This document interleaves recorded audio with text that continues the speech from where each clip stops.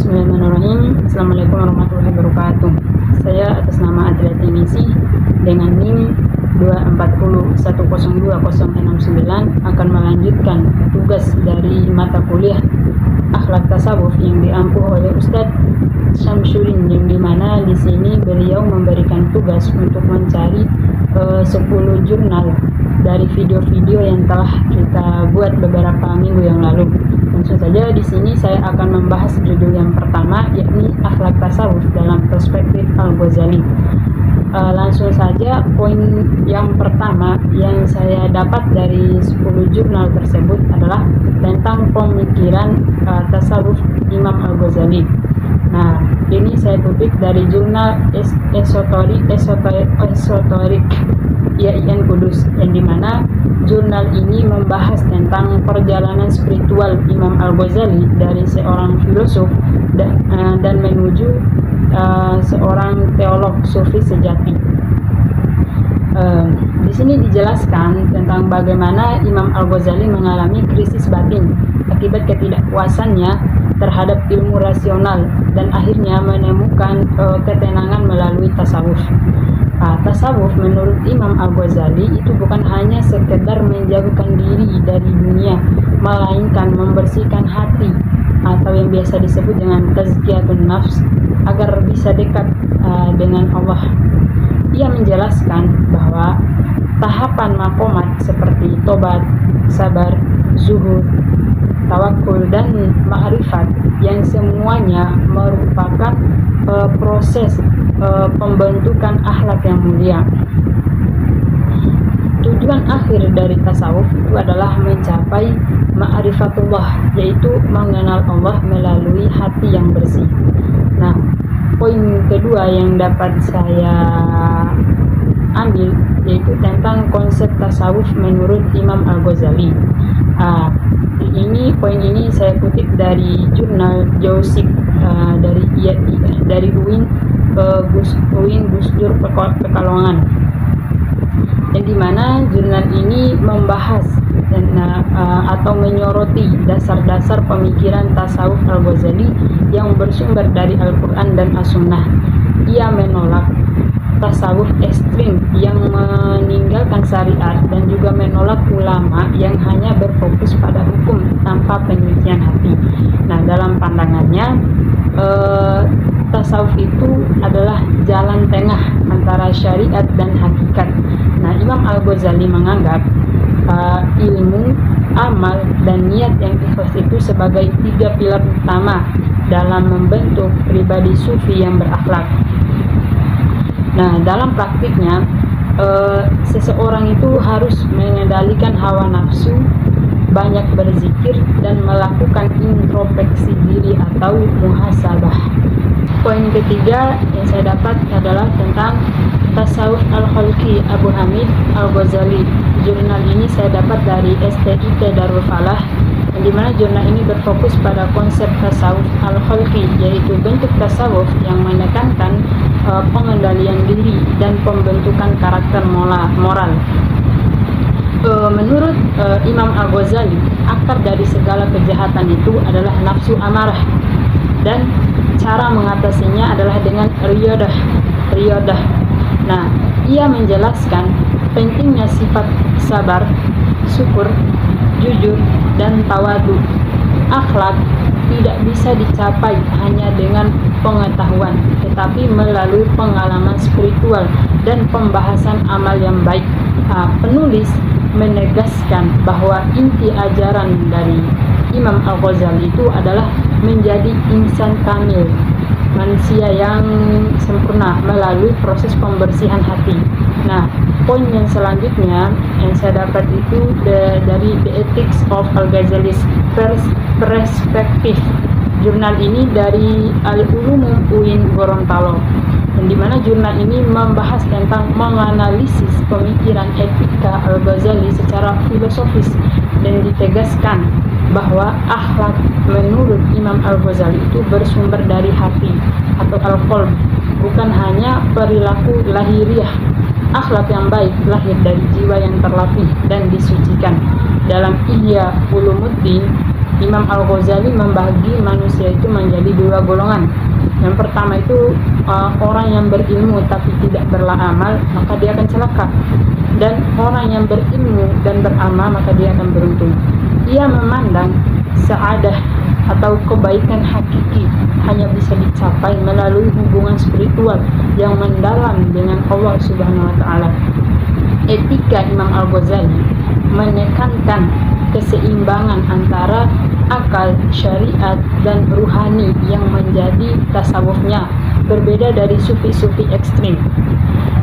Yang kelima atau poin yang kelima yang saya dapat yaitu perjalanan pemikiran tasawuf Imam Al-Ghazali. Nah, ini saya kutip dari jurnal Launul Ilmi IAIN Gawi. Jurnal ini menjelaskan tentang kronologi perjalanan intelektual dan spiritual Imam Al-Ghazali. Pada awalnya ia dikenal sebagai ahli kalam dan filsuf, namun ia merasa jiwanya hampa dan kemudian beralih ke tasawuf. Dalam pandangannya, ilmu yang tidak dibarengi dengan pengalaman akan menjerumuskan seseorang pada kesombongan. Karena itu ia menulis dalam kitab Ihya Ulumuddin untuk memadukan ilmu, akhlak, dan ibadah dalam satu sistem pendidikan yang rohani. Diuraikan pula bahwa inti tasawuf Imam Al-Ghazali itu adalah menyatukan akal dan hati sehingga melahirkan kepribadian muslim yang seimbang antara dunia dan akhirat. Selanjutnya poin yang keenam, yaitu tentang akhlak tasawuf menurut Imam Al-Ghazali. Ini saya petik dari jurnal eksekutif Stayyapi Semakarsa. Nah, di mana jurnal ini fokus pada hubungan antara tasawuf dan akhlak sosial. Menurut Imam Al-Ghazali, akhlak yang baik itu tidak hanya diwujudkan dalam ibadah ritual, tetapi juga dalam hubungan sosial seperti tolong menolong, rendah hati, sabar, menghormati sesama. Nah, tasawuf sejati itu bukan menjauh dari dunia, tetapi menghadapi kehidupan dengan hati yang tenang dan bersih.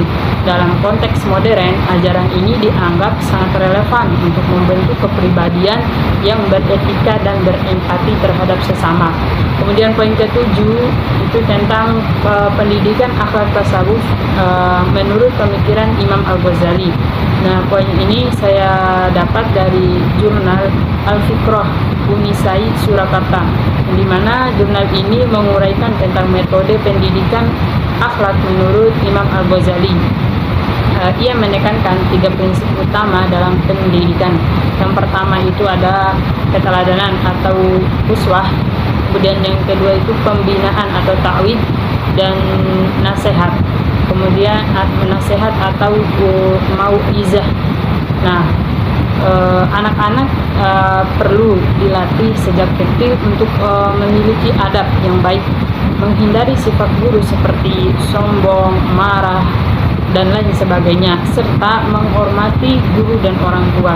Tujuan pendidikan itu bukan hanya mencetak orang yang pandai, tetapi membentuk insan yang berakhlak mulia.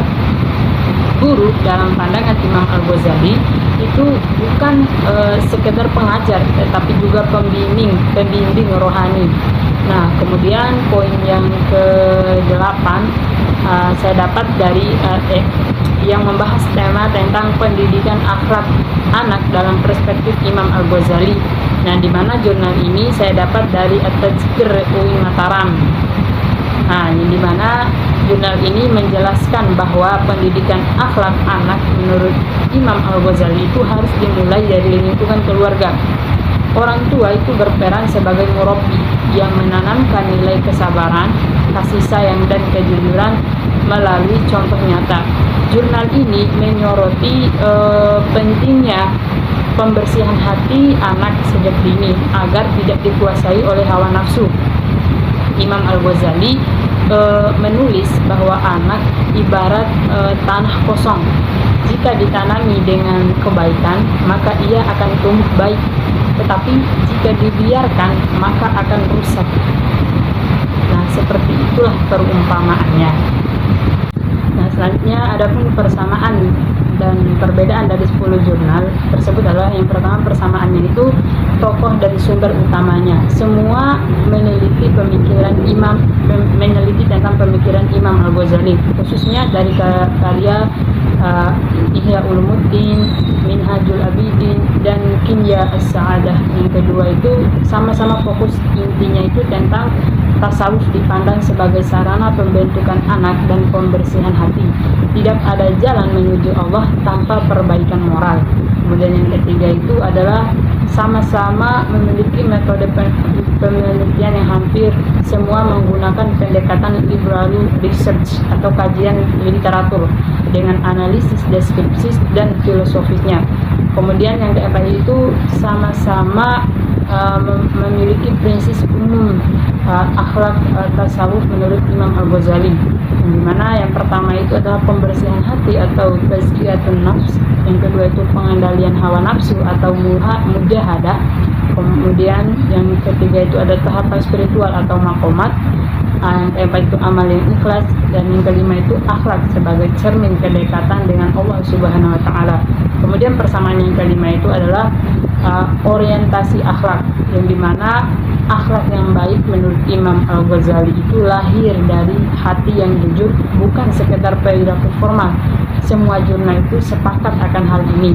Kemudian adapun perbedaan dari ke-10 jurnal tersebut, yang pertama yaitu konteks kajian.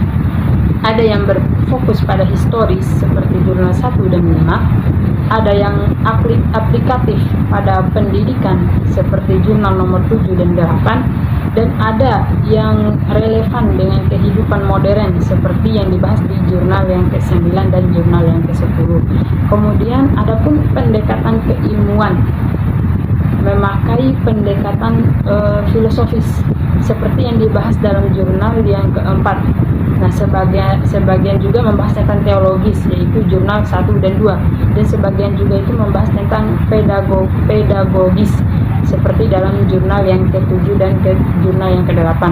Kemudian selanjutnya itu sasaran pembahasan. Ada yang membahas tentang individu seperti jurnal ke-3 dan ke-4, ada yang menekankan peran sosial dan masyarakat seperti jurnal yang nomor 6 dan nomor 10, dan ada pun kitab yang berkaji pada fokus Ihya Ulumuddin, sementara yang lain itu menelaah Minhajul Abidin atau Kimya Al-Sa'adah.